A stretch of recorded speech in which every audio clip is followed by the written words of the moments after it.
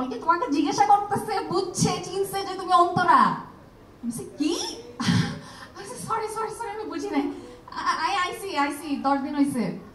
মানে আপনারা জাস্ট চিন্তা করেন, ইন্ডিয়ার যিনি এয়ারপোর্টে ইমিগ্রেশন অফিসার, উনি পর্যন্ত ব্যাচেলার পয়েন্ট দেখেন and he recognized me as Antara. মানে মানে I was really shocked and surprised যে এত মানুষ ব্যাচেলার পয়েন্ট দেখে। and আমার নভেলা ভাষায় he was talking, মানে ভাবা যায় জিনিসটা, মানে মানে খুব মজা লাগছিল এই এক্সপেরিয়েন্সটা আমার। আরেকটা জিনিস শেয়ার করি, সেটা হচ্ছে আমি আর কাবিলা লস অ্যাঞ্জেলস থেকে একটা শো করে আসছিলাম। তো কাবিলা প্রবলি আগে চলে আসছিল, আমি একটু পরে আসছিলাম।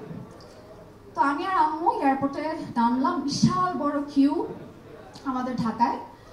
তো একজন অফিসার আসলেন, এসে বলতেছেন কাবিলা ভাই কই, মানে খুব ব্যস্ত। কাবিলা মানে আমার আশেপাশে দেখতেছে কাবিলা ভাই কই, মানে হি নিও যে কাবিলা ভাই আমার সাথে আসবে, হয়তো সে দেখছে যে লস অ্যাঞ্জেলসে আমরা শো করে আসছি। আমি সে কাবিলা ভাই তো আসে নাই, আমি একা আসছি। বলে আপু এত বড় লাইনে তো আপনার দাঁড়াইতে পারবেন না, এদিকে আসেন। সে আমাকে ভিআইপিদের যে কিউ, আমাকে আর আমার মাকে সেই ভিআইপি কিউতে দাঁড় করাই দিল। উই ওয়ার সো সারপ্রাইজড যে এত বড় অনার, মানে এবং সে নিজে রিস্ক নিয়ে, তার চাকরির রিস্ক নিয়ে সে আমাকে আর আমার মাকে ভিআইপি কিউতে দাঁড় করাই দিল যে এই শুনেন, এটা কিন্তু অন্তরা আপু, তাড়াতাড়ি অনারটা করে দেন, উনি যেন তাড়াতাড়ি চলে যেতে পারেন।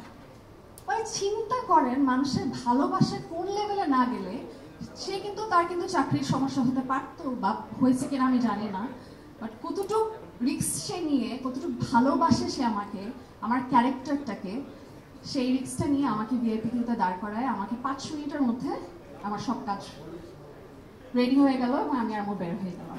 And my mom, she was so proud that day. আমার কান্না আসতেছে। আম্মু স্মাইলড and said, তুমি কিছু হইছো, আসলে এতদিনে তুমি কিছু হইছো। আমরা প্রথম থেকে চাইতাম না যে তুমি কাজ করো, বাট এখন মনে হচ্ছে মানুষ তোমাকে কত ভালোবাসে। So I am so grateful to my audience.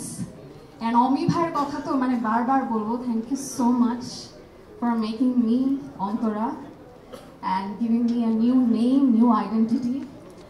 And আমি যেটা বললাম, আমি 2 বছর কোনো কাজ করি নাই, I waited for bachelor point, যদি আমাকে একটু ব্যাচেলার পয়েন্টে কাজ মানে আমাকে নেয় ব্যাচেলার পয়েন্টে, ওই আশায় বুক বেঁধেছিলাম। and finally I'm here, I'm feeling so proud. Thank you so much অমি ভাই। আশা করছি এবার সিজন 5-এ আমরা ফাটিয়ে দিব ইনশাআল্লাহ। Thank you so much.